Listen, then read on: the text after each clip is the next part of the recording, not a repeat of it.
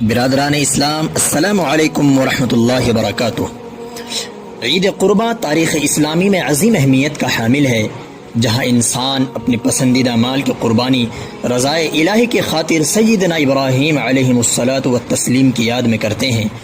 آئیے اس بار مال کی قربانی کے ساتھ ساتھ نفسانی قربانی بھی پیش کریں۔